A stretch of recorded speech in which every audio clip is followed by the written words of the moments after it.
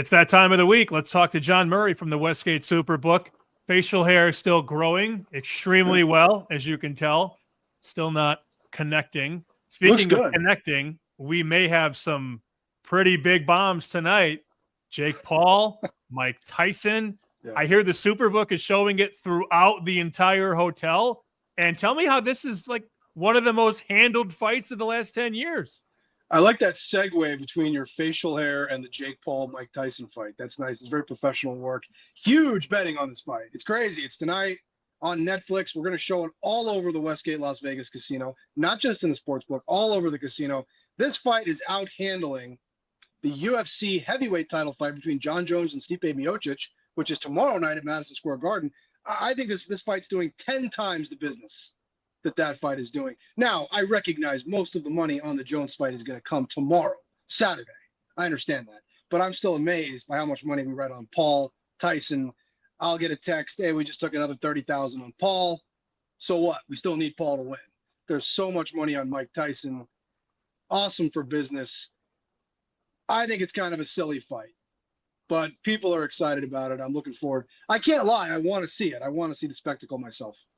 So I did want to share this story. David Purdom, who does a tremendous job for ESPN covering sports betting, he writes this up and talks to my guy, Andrew Babakaitis. Two things I wanted to bring up from this story. Okay. Number one was that every six-figure bet you guys have taken is on Jake Paul. Every single one, at least at time of publication of the story. And then my quote that I had to highlight from Andrew, I'm shocked at how much this fight is being bet. It almost feels like a joke, but it's not. It almost feels like a joke, but it's not. Andrew is quickly becoming a media professional, Sam. That young man has a very bright future. I wish I had thought of that quote. That's a very, very strong look from an Andrew Babakaitis. All right, sharp NFL stuff. The people crave it. They need it. They want it. What are you seeing at the book?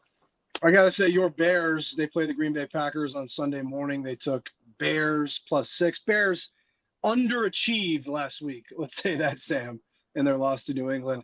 I'm going to say this one too. Kansas City. They took Kansas City +2.5. They're at Buffalo. Kansas City always wins, right? There's no possibility of them ever losing a game.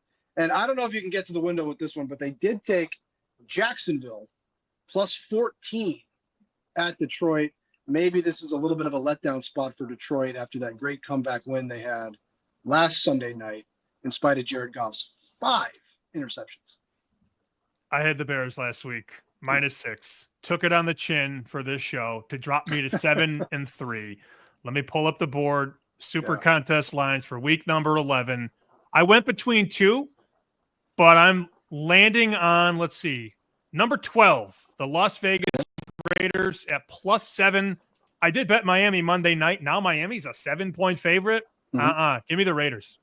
Raiders +7 for you. I lost last week on the Commanders. They gave up a late touchdown. They lost to the Steelers. Disappointing setback for me. I think I'm going to bounce back this week, though. I think Atlanta's going to beat Denver on Sunday in Denver. I'll take Atlanta Falcons +2.5. I think they win the game. Denver off of a devastating loss to Kansas City. Devastating for us personally. The sportsbook would have loved to see Kansas City lose that game. Wasn't meant to be. And yet the lights remain on at the SuperBook. Still, for now.